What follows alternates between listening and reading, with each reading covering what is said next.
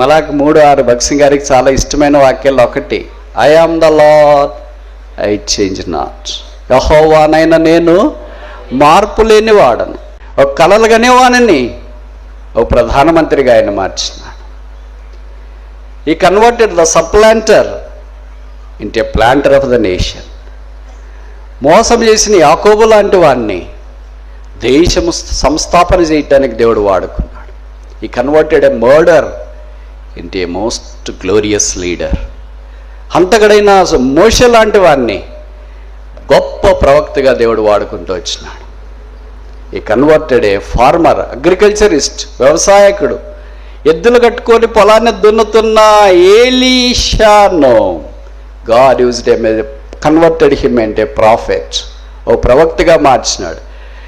అలాగే ఇంకా మనం ముందుకెళ్ళటానికి ప్రయత్నం చేస్తే మేడిపల్లి ఏరుకుంటున్న ఆమోసును a vendor as a become a prophet.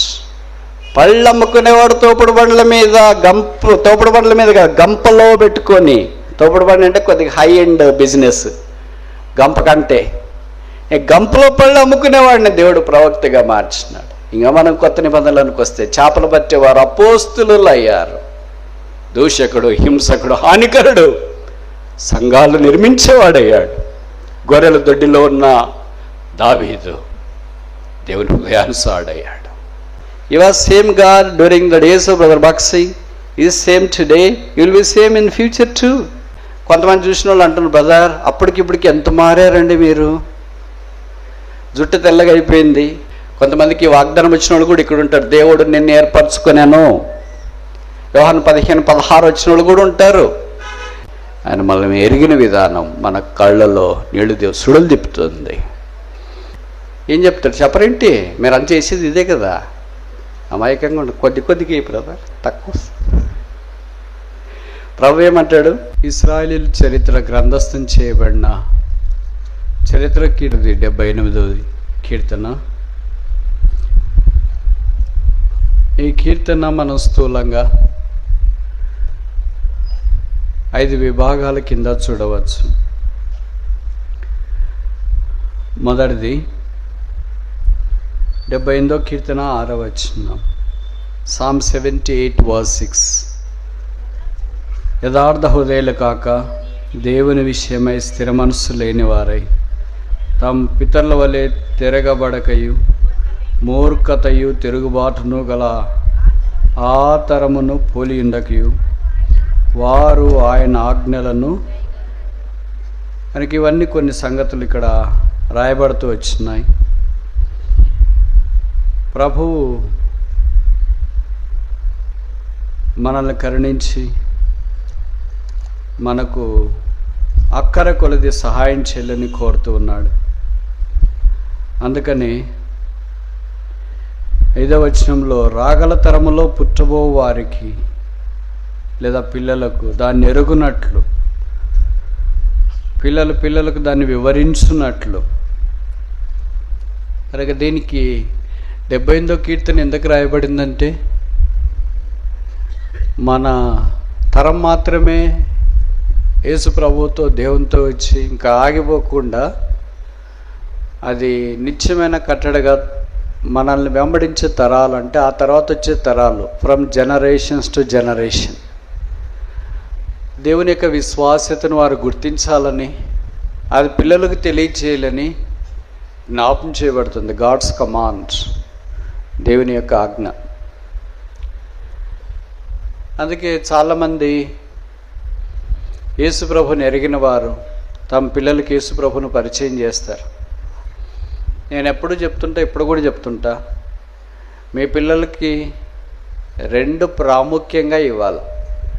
ఒక నాణ్యానికి 2 వైపుల బొమ్మ బొరుసు అనేది ఎలాగుందో, తల్లిదండ్రులు తమ పిల్లలకు కూడా 2.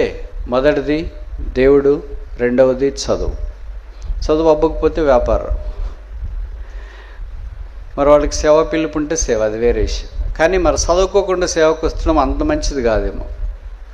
బైబిల్ చదివేకి వస్తే చాలులే బ్రదర్ సేవకు వస్తామనే వాళ్ళు కూడా కొంతమంది ఉన్నారు. రావచ్చు, ప్రత్యేకమైన పిలుపు ఉంటే, కానీ ఆ పిలుపును నిర్ధారణ చేసుకోవాలి. దానికే టైం వేస్ట్ చేసుకోకుండా చదువుకోమని చెప్తుంటాం. కొంతమంది మా మాట వినరు కదా, ఎందుకంటే వాళ్ళు అనుకుంటారు మాకు తెలియదు దీనికి తెలుసా అని. అది కూడా కరెక్టే. కానీ తెలుగులో ఒక సామెత ఉంది, బైబిల్లో ఎట్లా మనం నమ్మము అర్థం కాదు, పెద్దల సలహా పెరుగన్నం అని. అంటే చల్లగా ఉంటుంది, ఎంత తిన్నా తినాలనిపిస్తుంది, ఎక్కువ తిన్నా కూడా జీర్ణం అవుతుంది కానీ ఎగటి కాదు, వాంతులు రావు. అందుకని మనకంటే ఆత్మీయంగా ఉన్నవారు ఆత్మీయమైన సలహాలు చెప్పినప్పుడు మనం గుర్తించాలని కోరబడుతున్నాం.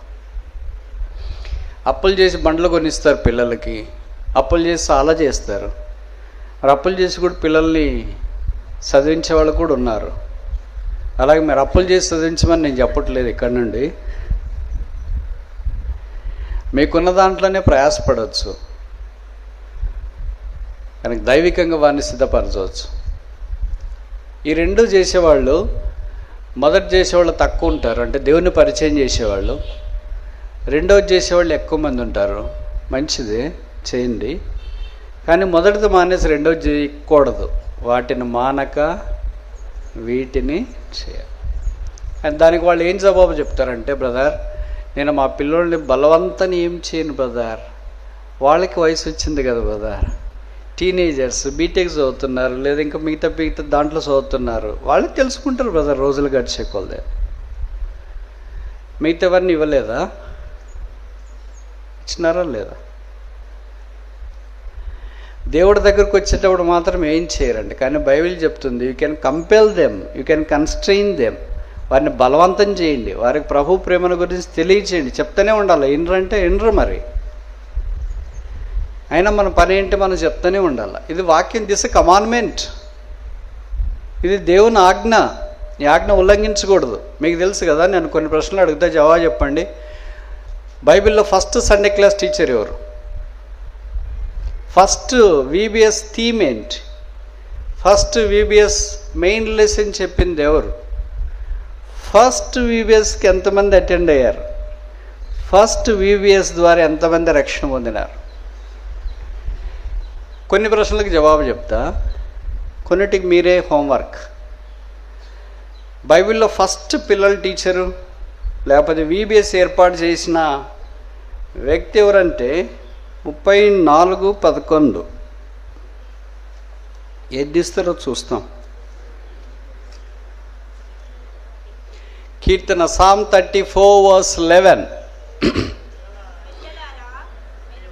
చాలు. మొదటి సండే ఫస్ట్ విబిఎస్ టీచర్ ఎవరు? దావీదు. దావీదు చెప్తున్నాడంటే వాక్యం పిల్లలు మానుకుంటారా? మనం చెప్తామంటే వచ్చిన వాళ్ళు వెనక్కి తిరిగిపోతారు కానీ అయ్యో ఈ బ్రదరా అని. కానీ దావీదు చెప్తామంటే పరుగు పరుగున వస్తున్నారు. కనుక మొదట దావీదే పిల్లలకు పరిచయం చేయటానికి పూనుకున్నాడు. మీరు ఊహిస్తారు, ఒక రాజు పిల్లలకు వాక్యం చెప్తాడా? టఫ్, చాలా కష్టం అది. బట్ ఆయన మల్టీ టాలెంటెడ్, ఏం చేస్తాం మరి, అది అందరు చేయలేరు. ఇప్పుడు నేను కూడా చాలాసార్లు అనుకుంటా పిల్లలకు వాక్యం చెప్పాలని, చెప్పలేము. వాళ్ళ టాలెంట్ తలాంతులు ఉన్నోళ్ళు చెప్పినట్లుగా పిల్లలకి మేము చెప్పలేము. కానీ దావీదు మల్టీ టాలెంటెడ్, అన్ని తలాంతులు కలిగినవాడు. ఆయన్ని దేంట్లోనో నీకు ఇది రాదని చెప్పడానికి లేదు, మాకు రానివి చాలా ఉన్నాయి. ఆయన కీబోర్డు వాయించగలడు, సితారా చమత్కారంగా వాయిస్తేనే దయ్యాలు పోతున్నాయి. అంటే మామూలుగా మనం వాయిస్తే పోయినవి కూడా వస్తుంటాయి.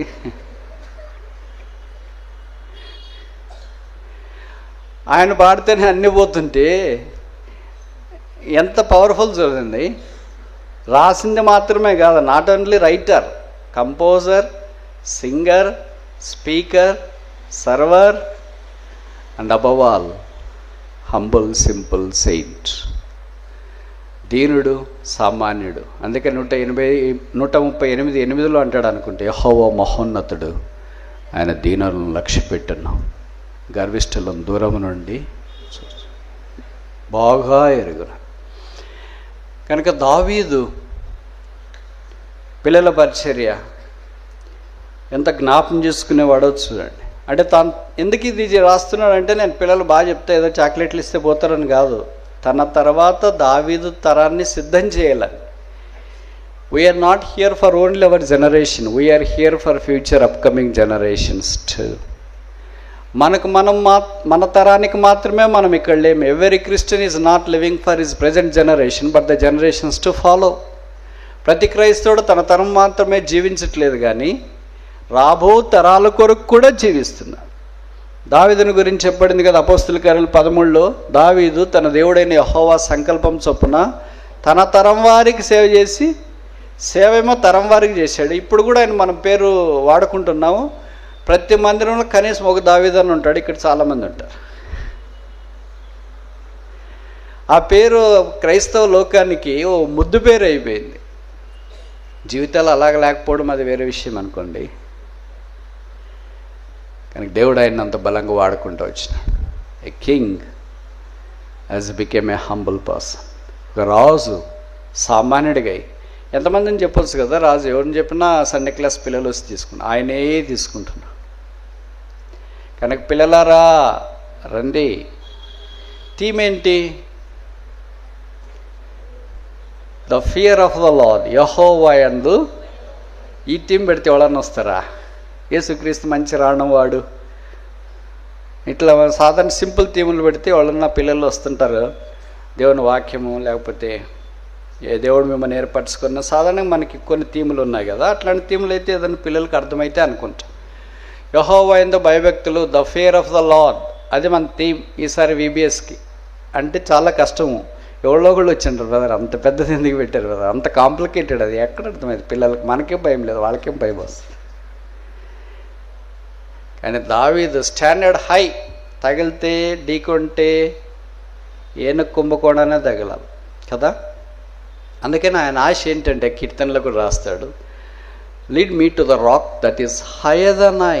నేను ఎక్కలేనంత ఎత్తైన కొండ మీదకి నన్ను ఎక్కగలిగినంత కొండ ఎవరైనా ఎక్కుతారు.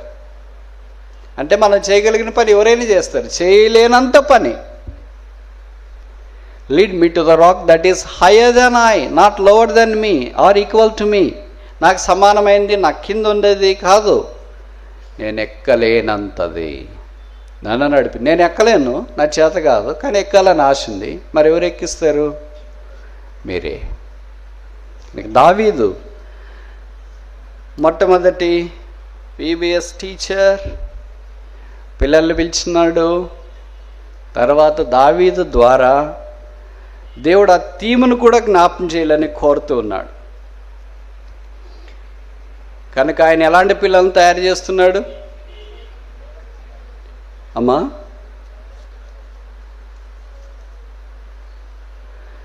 యెహోవా యందు భయభక్తులు కలిగిన ఒక తరాన్ని ఆయన తయారు చేసి, ఆయన తర్వాత యెహోవా కొరకు సిద్ధపడేవాళ్ళు.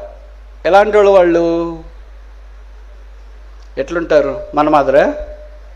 చదవండి, మీ బైబిల్లో ఉందేమో. 34వ కీర్తన 10వ వచనం, Psalm 34:10. సింహపు పిల్లలు లేమిగలవై ఆకలిగొనును. ఎలాంటి పిల్లలు? ఏం పిల్లలు? కుక్క పిల్లల, పంది పిల్లల, కోతి పిల్లల, ఎలక పిల్లల, తేలి పిల్లల, పాము పిల్లల? ఏం పిల్లలు? సింహపు పిల్లలు. కనుక దావీదు ఎలాంటి వాడిని తయారు చేస్తున్నాడు? మనం ఎలాంటి పిల్లలము? ఎంత కరెక్ట్గా ఆగిపోయారు కదా మీరు. మన దగ్గరికి వస్తే సాధారణంగా మనం ఆగిపోతాం. ముందుకు పోవాలంటే అంత మనకి కష్టం ఉండదు, ఇబ్బంది, కష్టం అనిపిస్తుంది. ఈ సింహపు పిల్లలు ఆయన గుహలో ఉండి, 34వ కీర్తన మీకు తెలుసు కదా సందర్భము. ఆయన తరం పడుతున్నప్పుడు గుహలో ఉంటే, అది ఇలాంటి మంచి ఫ్యాన్లు ఉండి వాతావరణం ఉండి మీటింగ్లు పెట్టినప్పుడు చెప్పింది కదా 34వ కీర్తన. ఆ గుహలో ఉన్నప్పుడు ఏం చేయాలో తోచక వెనక్కి వెళ్ళాక ముందు వెళ్ళాక ఆయన దిక్కు ఒకటే దిక్కు, పై దిక్కు ప్రభు వైపే చూస్తూ ఈ కీర్తన రాసినాడు. ఈ కీర్తన రాస్తూ ఉంటే అప్పుడేదో శబ్దం వినిపించింది. ఏంట్రో శబ్దము అని తనతో పాటు కొంతమంది ఉన్నారు కదా పనివారు, వాళ్ళని అడిగితే సింహ పిల్లలు అరుస్తున్నాయండి అని చెప్పినారు. అందుకని ఆ ఇంట్రూషన్ తీసుకుని వచ్చి ఇంటర్లూడ్గా ఈ 34వ కీర్తనలో పెట్టాడు. సింహపు పిల్లలు లేమిగలవై ఎప్పుడవి గర్జిస్తాయంట? ఆహారం. మీకు తెలుసు కదా, పిల్లలు 2 సార్లే ఏడుస్తారు. మొదటిది ఏంటి? ఆకలిస్తే ఏడుస్తారు, వెరీ గుడ్, మాతృధర్మం చాలా గొప్పది. రెండవది నిద్ర వస్తే ఏడుస్తారు. ఈ రెండు సమానంగా ఉన్నాయనుకోండి, పొరపాటును కూడా మీ జోలికి రారు. సింహ పిల్లలు కూడా అదే కీర్తనలో చెప్పబడించు 104 Psalm 104 verse 21 104:21 చాలు. సింహ పిల్లలు వేట కొరకు కనుక గర్జన కేకలు అన్నీ ఎప్పుడు వేస్తాయి అంటే వేట కావాలనుకున్నప్పుడు వేస్తాయి. అలాగే ఆత్మీయంగా కూడా యెహోవా యందు భయభక్తులు కలిగిన వారు సింహపు పిల్లల వలె దావీదు తర్వాత సిద్ధపడేవాళ్ళు. ప్రభు కావాలని సిద్ధం చేయటానికి పూనుకున్న గొప్ప రాశి. ఆ కారణం చేత ఈ ఆసావు రాస్తున్నాడు, బహుశా ఇవన్నీ గుర్తొచ్చినాయేమో ఆయనకి. అందుకనే దేవుని ప్రజలైన వారు వారి పిల్లల్ని దైవికంగా సిద్ధపరచడం చాలా ప్రాముఖ్యం. మీలో చాలామందికి తెలుసు కదా, మీలాంటి తరం ఇప్పుడు రావట్లేదు. దానికి నాకు తెలిసి 90% విశ్వాసులు అవునంటారు. అది మీ ఇంట్లో కావచ్చు, బయట కావచ్చు. మీకున్నంత భక్తి మీ ఇంట్లో వాళ్ళకి లేదు, మీ పిల్లలకు కానీ పిల్లలకు కానీ లేదు. అది నాకంటే మీకు ఎక్కువ బాగా తెలుసు. బ్రదర్, మేము ఎంత ప్రార్థన చేసేవాళ్ళం, ఎంత ప్రయాసపడేవాళ్ళం, ఎంత ప్రభు కొరకు జీవించేవాళ్ళం, ఇప్పుడు పిల్లలు కష్టం బ్రదర్ అని.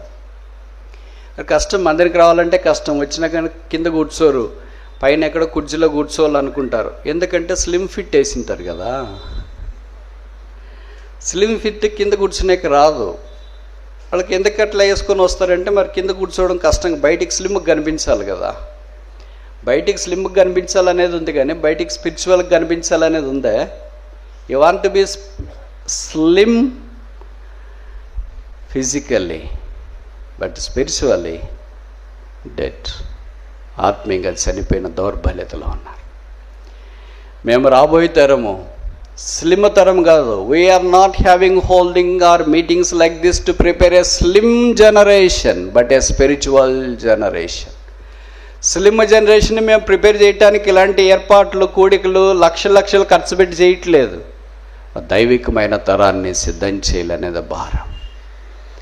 ఆ తరాన్ని తీసుకోగలిగి ముందుకొచ్చే పిల్లల కొరకు ప్రభు ఏ జ్ఞాపకం చేస్తున్నాడంటే ఆయన కార్యములను మీ పిల్లలకు తెలియజేసే బాధ్యత మంది.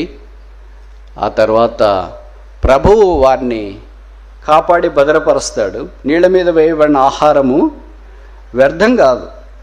అది ప్రభు తన సొంత సమయంలో దాన్ని తీసుకొని వస్తాడు. కనుక ఈ మొదటి సంగతి గాడ్స్ కమాండ్ లేదా కౌన్సిల్, దేవుని ఆజ్ఞ లేదా దేవుని యొక్క సలహా ఏంటంటే రాగల తరములలో పుట్టబో పిల్లలు దాన్ని ఎరుగునట్లు తమ పిల్లలు దాన్ని వివరించాలి. రెండవ చూస్తామా, కీర్తన 78:10 78:10 Psalm 78 verse 10 వారి దేవుని నిబంధనను ఆయన ధర్మశాస్త్రమును. కనుక రెండవది ఏంటంటే గాడ్స్ కవనెంట్, దేవుని నిబంధన మనం తెలియచేయాలి. లేదా ఈ కీర్తన మనకు దేవుని నిబంధన జ్ఞాపకం చేస్తుంది. ఆయన నిబంధన మార్పు చెందదు, మారదు. ఆయన నోటి నుండి బయటకు వచ్చిన మాట ఆగిపోదు. ఇంకొక మాటలో చెప్పాలంటే నిరర్థకం కాదు. మరి ఈ మాట చెప్పింది కదా మనకు తెలుగులో రాయబడింది లూకాసు వార్త 1:37 వచనాలు అనుకుంటా. దేవుడు చెప్పిన ఏ మాట అయినను not even a single word spoken by God will never be frustrated, it will never be in vein. అది ఎప్పుడూ నిరర్థకము కానేడదు. అది ప్రభు మనకి ఇచ్చిన వాగ్దానాలైనా దేవుని వాక్యము ద్వారా ప్రభు మనల్ని ధైర్యపరిచి నడిపించిన ఏ సందర్భాలైనా అవెన్నడూ నిరర్థకం కాకుండా ప్రభు వాటిని సిద్ధపరుస్తున్నాడన్న సంగతి కూడా మనం పిల్లలకు జ్ఞాపకం చేయాలని కోరబడుతున్నాం. మనం కూడా ఇది జ్ఞాపకం చేసుకోవాలి. ఇది నిబంధన. అందుకే యేసు ప్రభు వారు తాను అప్పగించబడే ఒక రాత్రి శిష్యులతో సమావేశమైనప్పుడు ఆయన రసం తీసుకుని లేదా ఒక పాత్ర తీసుకుని ద్రాక్షరసం తీసుకొని ఇది మీ కొరకై చిందించబడిన నిబంధన, దిస్ ఏ న్యూ టెస్టిమెంట్, కొత్త నిబంధన. నిబంధనలు చాలా రకాలుగా చూస్తుంటాం. ఉప్పు నిబంధన అని బైబిల్లో ఉంది, కన్నీటి నిబంధన అనేవి కూడా మనకు కనిపిస్తాయి. కానీ రక్త నిబంధన అరదు. అదే యేసు ప్రభు వారు మన కొరకై సిలువలో చేసిన నిబంధన. ఆయన నోహతో చేసిన నిబంధన మొదలుకొని ఇప్పటిదాకా ఆయన నిబంధనలో ఏది మారలేదు. అందుకని నా నిబంధన నేను రద్దుపరచును అని ఆయన కీర్తనలో రాయబడింది. అది నా నిబంధన నేను రద్దుపరచు, నా నోటి నుండి బయలు వెళ్ళిన మాట నేను మార్చజాలను. మన నోటి నుండి బయలుదేరింది దీనికి అర్థం లేదు. ఎంత తక్కువ చెప్తే అంత మంచిది మన నోటిని గురించి. అన్నిటికంటే గిరిగిరి పడేది అది, అన్నిటికంటే మోసం చేసేది అది, అన్నిటికంటే నష్టం చేసేది అంటే, అన్నిటికంటే అనారోగ్యకరమైనది అదే. అందుకనే తెలుగులో ఒక సామెత ఉంది కదా, నోరు మంచిదైతే ఊరు మంచిదవుతుందని. ఇప్పుడు మనకి చెడ్డ అయిందంటే ఊరు ఏమని అర్థము? నోరు ఎందుకు చెడ్డది? హృదయం చెడ్డది. బైబిల్లో రాయబడింది, హృదయంలో ఉన్నదాన్ని బట్టి అబ్బా హృదయంలో ఉన్నదాన్ని బట్టి నోరు మాట్లాడుతుంది. కనుక నోటికి హృదయానికి లింక్ ఉంది. ఇప్పుడు బయటకు వచ్చిన తర్వాత మనం చూసి ప్రజలు ఇది దైవికమైన కార్యం కాదని ఇట్టే గుర్తుపట్టగలరు. మూడోది చూస్తామా? 25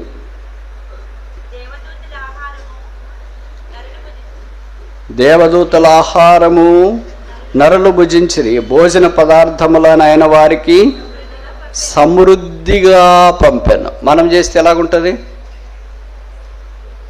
ఆదివారం బల్ల మాదిరే వాళ్ళు చెప్తారు కొంతమంది. నాకు అట్లాంటి వాళ్ళని చూస్తే కొద్దిగా చీదర అనిపిస్తుంది.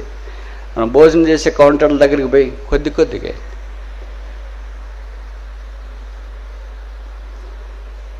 మీకు ఎప్పుడు వినిపించట్లేదా ఇట్లాంటివి? కొద్ది మనిషి ఏమంటాడు, ఏం చెప్తాడు? చెప్పరేంటి, మీరు అంత చేసేది ఇదే కదా. అమాయకంగా ఉండు, కొద్దిగా బ్రదర్, తక్కువ. ప్రభు ఏమంటాడు? సో ఎంత వ్యాస్ట్ డిఫరెన్స్ ఉంది కదా ఈ రెండు పదాలకి, ఈ రెండు డిక్షనరీలకి, ఈ రెండు స్వభావానికి, ఈ రెండు జీవితాలకి. ఇప్పుడు నేను ఈ మాట అంటే, అవును బ్రదర్, ఒక 10 మంది 20 మంది ఉంటే సమృద్ధిగా పెట్టవచ్చు అని. మరి ఇక్కడ ఎంతమంది ఉన్నారు బ్రదర్? 6 లక్షల కాల్బలం, లక్షల కొలది ప్రజలు ఉన్నారు. అంటే అప్పుడు మరి అప్పుడు చేసినారులే భక్సింగ్ గారి దినాల్లో, ఇప్పుడు కావాలి కదా అని. మనం మారినాం, దేవుడు మారలేదు. మలాకి 3:6 భక్సింగ్ గారికి చాలా ఇష్టమైన వాక్యాల్లో ఒకటి, I am the Lord I change not. యెహోవానైన నేను మార్పు లేని వాడను. కనుక ఈ హ్యాజంట్ చేంజ్డ్. ఎబ్రీ పత్రిక 13లో మనం చూస్తాం, యేసుక్రీస్తు నిన్న నేడు యుగాయుగాలు ఈ same. He was same in Exodus, He is same today, He will be same tomorrow.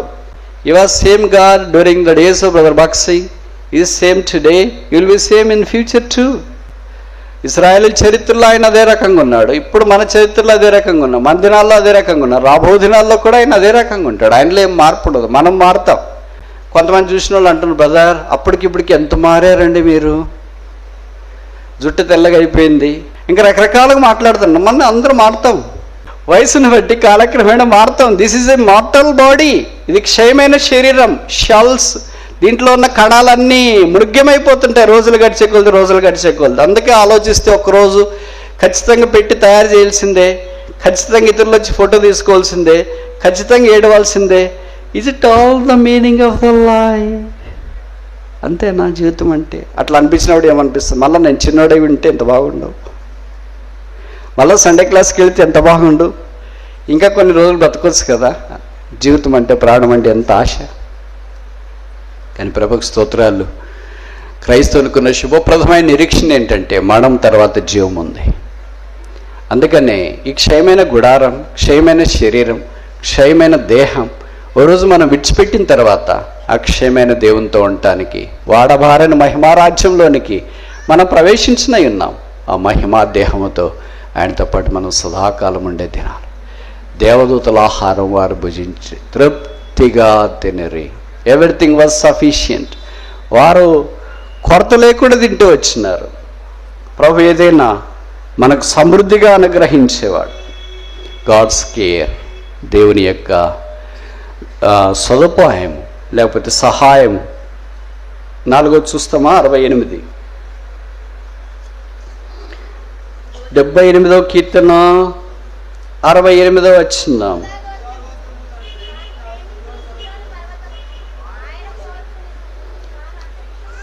నేను చదువుతాను. యూదా గోత్రమును తాను ప్రేమించిన సియోను పర్వతమును ఆయన కోరుకొనెను. గాడ్ చాయిస్, దేవుని కోరిక, ఎన్నిక, ఏర్పాటు. ఏవేవి కోరుకున్నాడు ఇప్పుడు తర్వాత మనం చూడటానికి ప్రయత్నం చేస్తాం. 5 విషయాలు కోరుకున్నవి ఈ కీర్తనలో రాయబడ్డాయి. అవి మనం చూసి ముగించడానికి ప్రయత్నం చేస్తాం. ఇప్పుడు ఈ కీర్తన స్థూలంగా ఏంటి అని చూడటానికి ఆరంభించిన. మొదటిది గాడ్స్ కమాండ్మెంట్, దేవుని ఆజ్ఞ, పిల్లలకు దేవుని యొక్క స్తోత్రార్హ క్రియలను తెలియచేయాలి.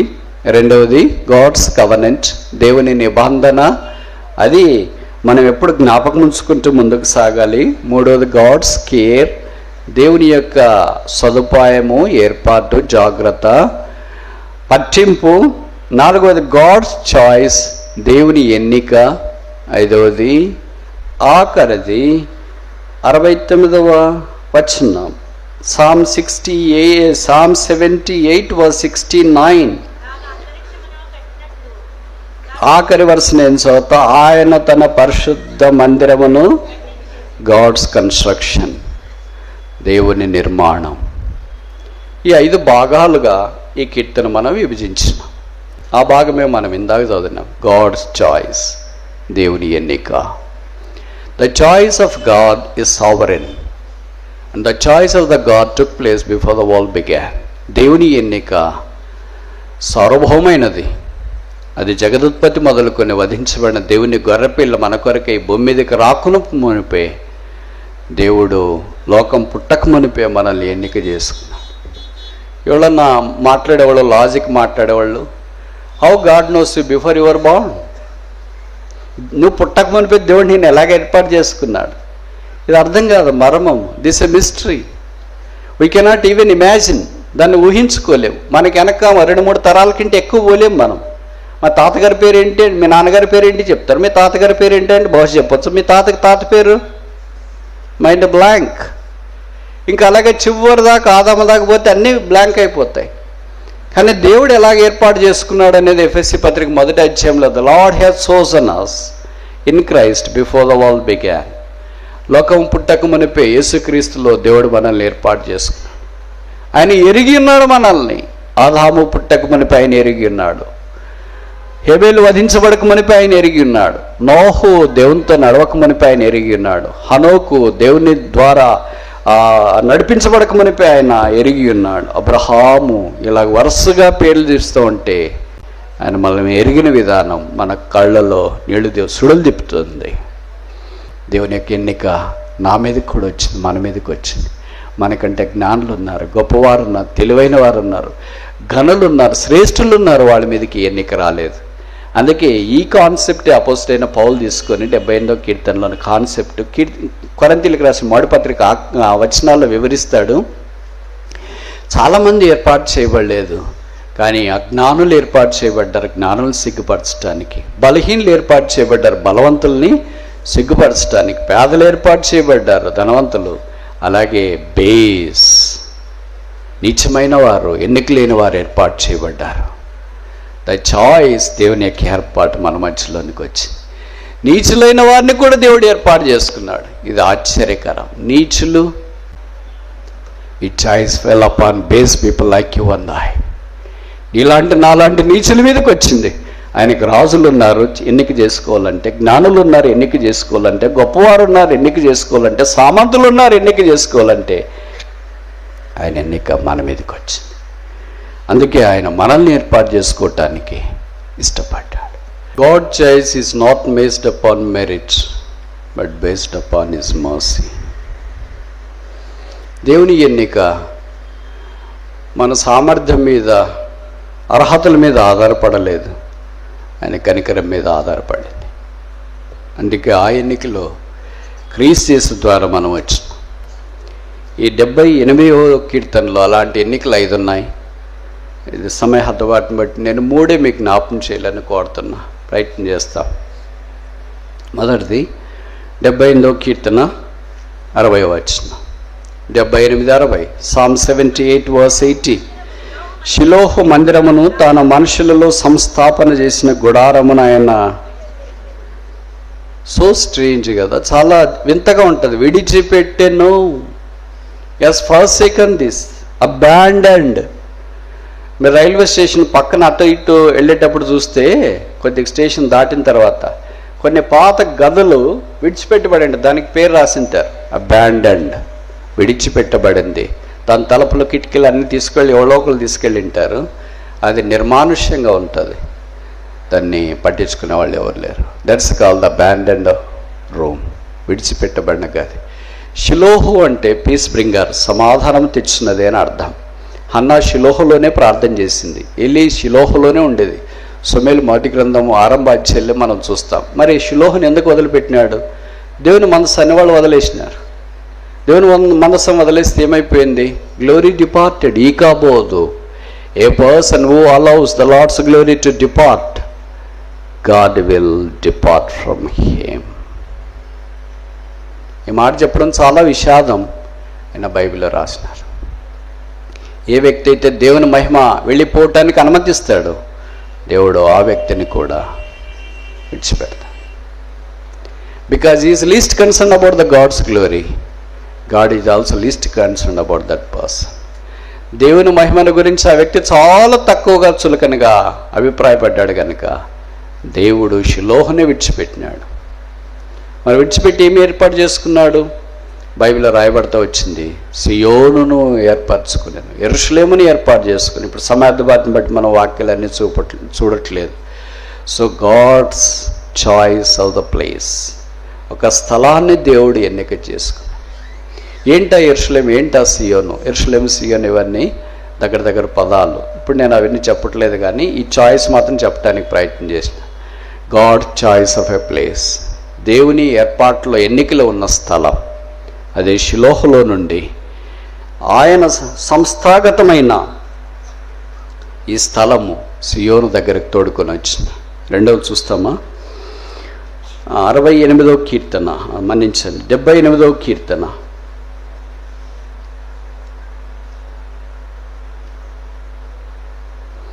67.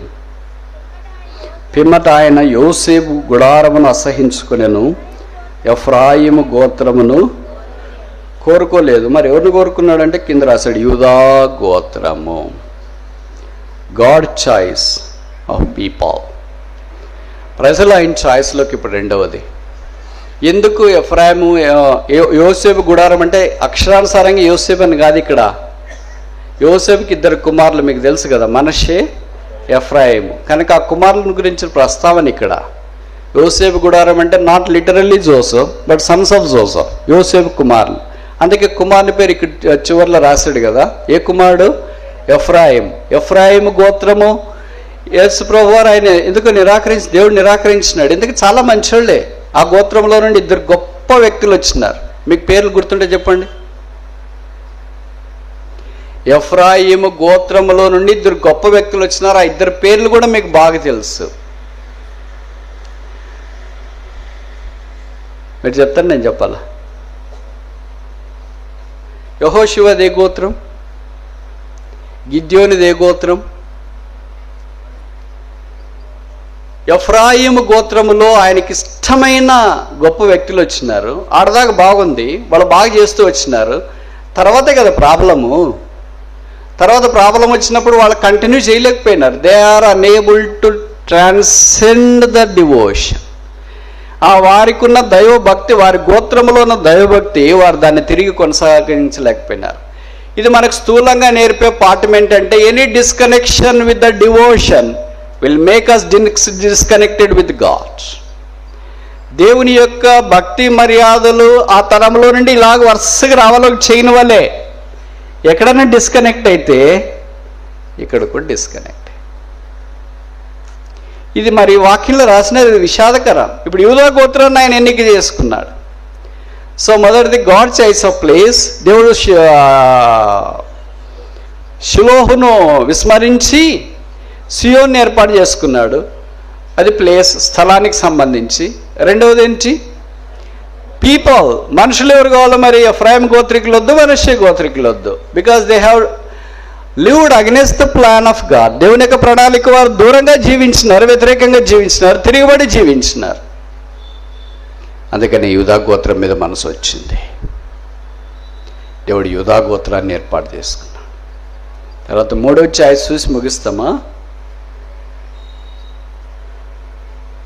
70 కీర్తన 78 Psalm 78 verse 70 78 తన దాసుడైన దావీదును కోరుకొని గొర్రెల దొడ్డిలో నుండి అతన్ని పిలిపించారు. పరిశుద్ధ మందిరం అనే దగ్గర ఎవరి పేరు కనిపిస్తుంది మనకి? దావీదు పేరే కనిపిస్తుంది. వేరే వాళ్ళ పేర్లు కనిపించట్లేదు. ఎఫ్రాయిం పేరు కనిపించట్లేదు, మనష్షే పేరు కనిపించట్లేదు, XYZ పేరు మనకు కనిపించట్లేదు. ఇక్కడ God choice of a person. దేవుడు ఒక వ్యక్తిని ఎలా కోరుకుంటూ వచ్చినాడు. 3 చాయిస్ చూసినాం. Choice of a place, choice of a people, choice of a person. దేవుడు ఏర్పాటు చేసుకున్న స్థలం, దేవుడు ఏర్పాటు చేసుకున్న గోత్రం, దేవుడు ఏర్పాటు చేసుకున్న మనుష్యుడు. దేవుడు తన పరిశుద్ధ స్థలాన్ని కట్టడానికి ఇంత చాయిస్ ఉంది. ఊరికే ర్యాండమ్ పోతే ఏదో కట్టలేదు, చూస్తాంలే చేస్తాంలే అనుకుని చేయలేదు. దావీదు కర్నోళ్ళే ఉన్నారు, ఎక్కడున్నారో తెలియట్లేదు. వాళ్ళంతా ఏమయ్యారు? 7 మంది ఎక్కడికి వెళ్ళారు? ఏం చేస్తున్నారు? దేవుడు స్త్రీలను కూడా వాడుకోగలడు. దేవుడు ఎవరినైనా వాడుకుంటాడు. God can use anybody if only they are willing to receive the choice of God. దేవుని యొక్క ఎన్నిక ఏర్పాటును వారు గుర్తించగలిగితే ఎంత బాగు. కొంతమందికి వాగ్దానం వచ్చిన వాళ్ళు కూడా ఇక్కడ ఉంటారు. దేవుడు నిన్ను ఏర్పరచుకున్నాను. యోహాను 15:16 వచ్చిన వాళ్ళు కూడా ఉంటారు. మీరు వెళ్ళి ఫలించటకును మీ ఫలం నిలిచిండటకును నేను మిమ్మల్ని ఏర్పరచుకొని నియమించితిని. ఇప్పుడు దేవుని ఎన్నిక దావీదు పక్షం వచ్చింది కనుక దేవుడు దావీదును బలపరిచి సొలొమోను ద్వారా మందిరాన్ని నిర్మించడానికి వాడుకున్న సంగతి మనకు పరిచయం.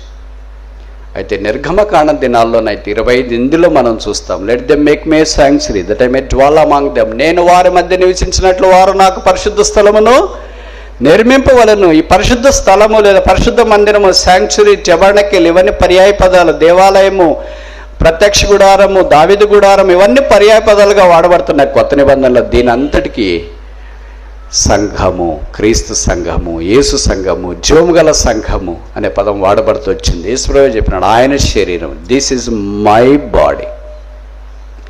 కానీ కొత్త నిబంధనలో దేవుని యొక్క సంఘముగా మనం కట్టబడుతున్నాము. ఈ కట్టబడటానికి కొరకే దేవుడు దావీదుని ఎలాగ ఏర్పాటు చేసుకున్నాడో మనల్ని కూడా అలాగే ఏర్పాటు చేసుకున్నాడు. మనము అందుకే పేతురు రాస్తాడు కదా, అటువలే మనమును ఆత్మ సంబంధమైన మందిరముగా కట్టబడుచు ఉన్నాము. ప్రభువారే అన్నారు మత్తయి 16:18 I will build my church.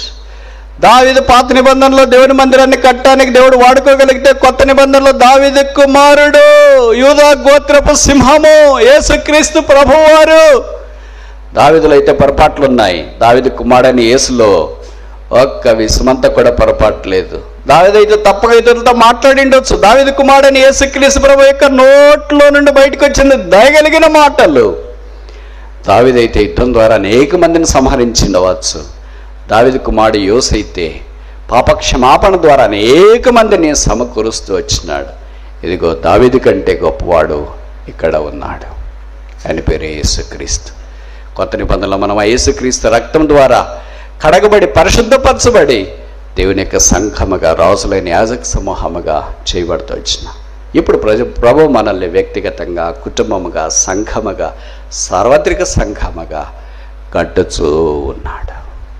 ఆయన కట్టేవానికి పరిశుద్ధాత్మ దేవుని ద్వారా, వాక్యము ద్వారా మనల్ని మనం అప్పగించుకోగలిగినప్పుడు మనము ఆత్మ సంబంధమైన సజీవమైన రాళ్ళు, living stones of a spiritual temple. అలాగ సిద్ధపరచబడినప్పుడు ఆశీర్వాదం, ఆనందం మనకు కలుగుతుంది.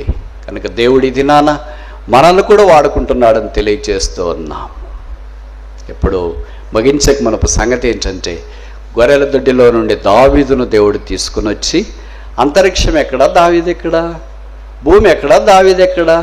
దావీదుకి ఏదైనా గొర్రెల గురించి చెప్తే బహుశా అర్థమవుతుందేమో, కానీ అంతరిక్షాన్ని గురించి చెప్తే, భూమిని గురించి చెప్తే ఏమర్థమైంది? మామూలుగా అంతరిక్షం అంటేనే ఎవరికి అర్థం కాదు, మనకు మైండ్ బ్లాక్ అవుతుంది. అందుకనే ఫిజిక్స్ ఇట్లాంటి సబ్జెక్టులు వచ్చినాయి. కొంతమంది ఎంసెట్ రాసేవాళ్ళు కూడా చెప్తుంటారు, పోయి ఎవడు పెట్టినాడు రా ఫిజిక్స్ అనే సబ్జెక్టు.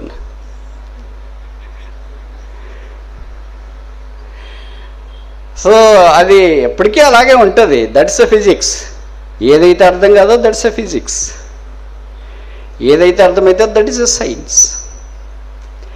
కనుక ఈ ఫిజిక్సే మనిషికి అర్థం కాకుండా తలకిందులైపోయి ఎంసెట్లో సీట్ రాకుండా 100కి 10-15 మార్కులు వస్తుంటే దేవుడు చేసిన అంతరిక్షం ఎలాగ అర్థమవుతుంది? ఆయన కలగజేసిన చంద్ర నక్షత్రాలు చూస్తే, ఆయన కలగజేసిన ఆకాశాలు చూస్తే, భూమి నా పాదపీఠం, ఆకాశం నా సింహాసనం, ఎవడను సమీపింపురాని మహామహిమలో అద్వితీయ సత్య దేవుడైండి, రాజులకు రాజు, ప్రభులకు ప్రభు అయిన యేసుక్రీస్తు ప్రభు వారు మనుషులందరినీ ప్రేమించి అంతరిక్షాన్ని ఎలాగ సంస్థాపన చేశాడు, భూమిని ఎలాగ చేశాడు మనకు తెలుసు కదా. 3వ ఆదికాండం 1వ అధ్యాయంలో మనం చూస్తాం. 3వ దినాన భూమిని ఆయన కలుగజేసినాడు, అలాగే అంతరిక్షాన్ని ఆయన కలుగజేసినాడు.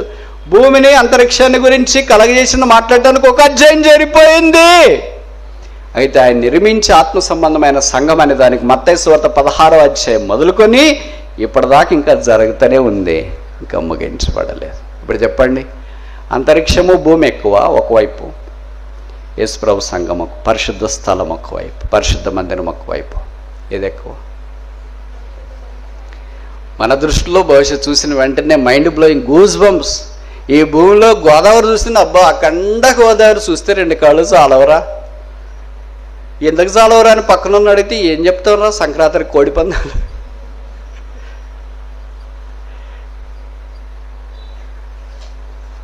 బహుశా ఇవన్నీ చూసినప్పుడు బహుశా 2 కాళ్ళు చాలవని అనుకుంటారు. ఇక్కడున్న గోదావరి చూస్తేనే 2 కాళ్ళు చాలకపోతే ఇంకా చాలా ఉంది భారతదేశంలో చూడాల్సింది.